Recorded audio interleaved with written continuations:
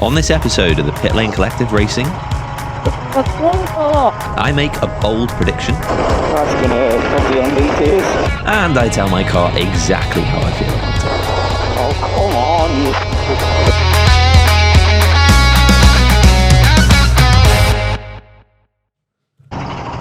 Hello and welcome back to the Pit Lane Collective Racing. We're at Three Sisters yet again for another race. This time it's round one of their individual endurance championship. The championship is going to be contested over 5 rounds in total, with your 4 best results to count. Each round will consist of a 10-minute practice and qualifying session and then a 30-minute race. Due to some things going on in life over the summer, this is probably going to be the only championship that I'll be able to properly contest, and even then I'm going to still miss around. So I really want to have a good go at this. I really want to do well in this first round and set myself up for a good result at the end of the season.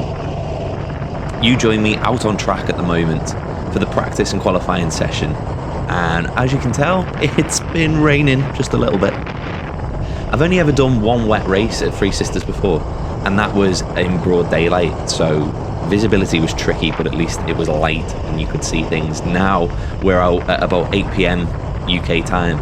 It's pitch black and there's reflections and raindrops and spray everywhere.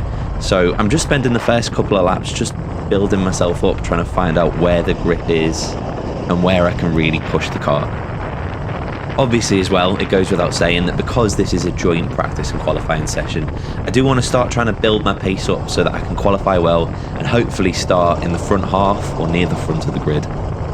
Going into this session I was quite excited because I actually use a little app on my phone which gives me a live delta as I'm driving around the track, so I can test out different lines and immediately see whether I'm quicker or not. Unfortunately, halfway around the first couple of laps, it basically just stopped working. I tried to restart it, as you can see here, but gave up in the end and then just qualified the old school way. We crossed over the start and finish line here, just seeing the checkered flag. That's the end of the session, and then we're all going to park up and see where we've ended up. I didn't feel too confident in my car. It felt a little slow, but it looks like I wasn't the only one out there having issues. Oh shit. I'm pretty sure I've got nothing in the low speed. It just bogs.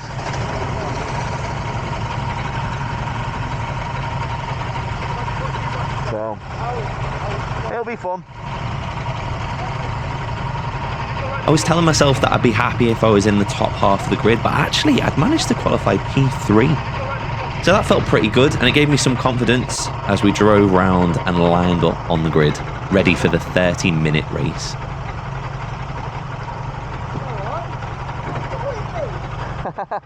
Don't know why that happened. I'll leave you to watch this race start and see if you can tell the moment I knew this wasn't going to be an easy evening.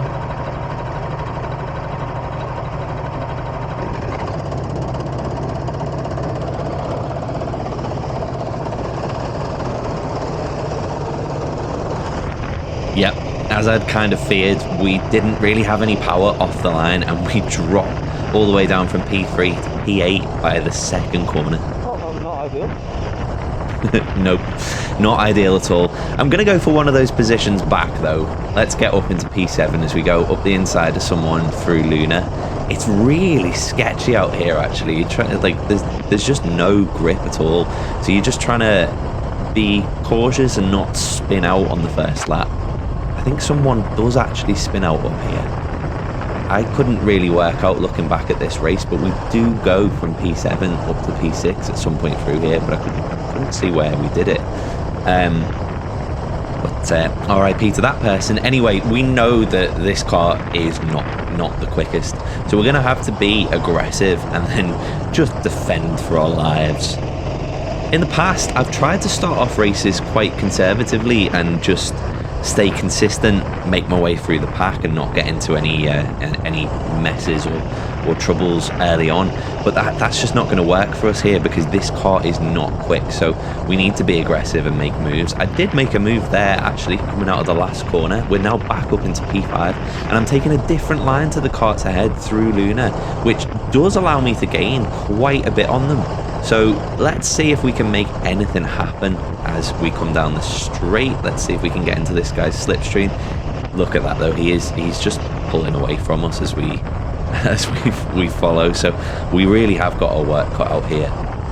Slow in the straights, but maybe we can make it up in the corners. Let's see as we throw it through the S's for the second time at full racing speed.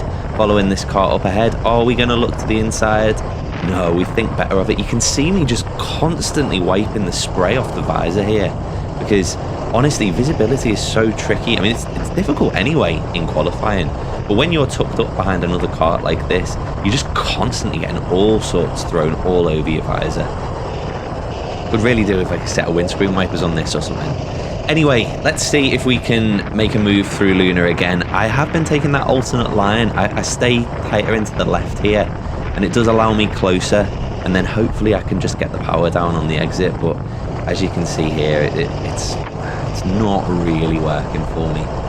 Whether it is the line I'm taking or whether it's the engine, I'm not 100% sure. But you know, you can see here, like on the next lap, I think I do get closer, but then I just, you know, well, I think I summed it up myself.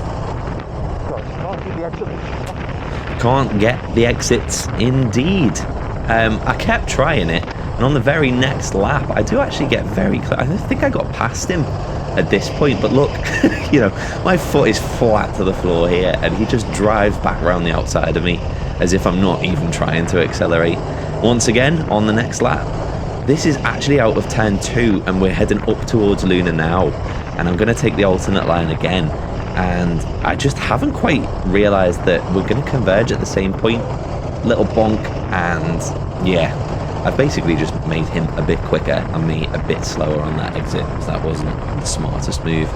Going into the last corner here, the hairpin right-hander, I get a little sniff down the inside, but again, at this point, I think I realised, like, this is going to be a tough one. There's no, you know, even if I get an overlap, I can't accelerate out of the corners as well as these guys, so they can just drive right back past me. And now we've got the karts who had been following me all this time, giving me a little nudge, and again, just look at this on the straight. Just see you later, mate. They're just driving off, and we're shuffled back down to P7. What am I taking it lying down? Nope. We're going to stick with these guys, and into this final right-hander, I am going to chuck a move down the inside, try and get it stopped. Got it stopped, carried some nice momentum through that corner, but look, I just can't compete on the exits, and it's annoying. But I'm just going to have to keep my head down, tuck in behind these guys, and see what happens.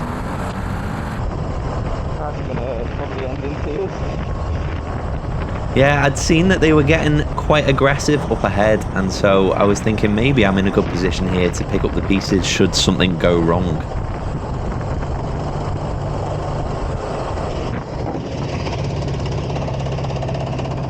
For fuck's sake, it did. Well, that couldn't have gone any worse if I'd have tried to make it worse, to be honest.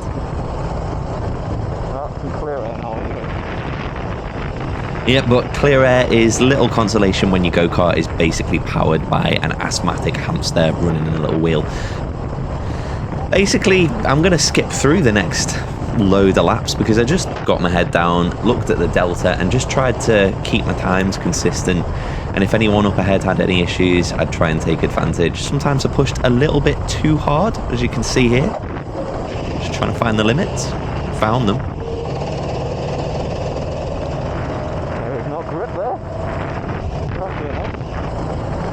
Basically just keeping myself entertained really, because I could see the guys ahead driving off. I wasn't near anyone. I looked over my shoulder behind and there was no one closing in on me. So I thought this was a good time to give my kart some words of affection. Oh, come on.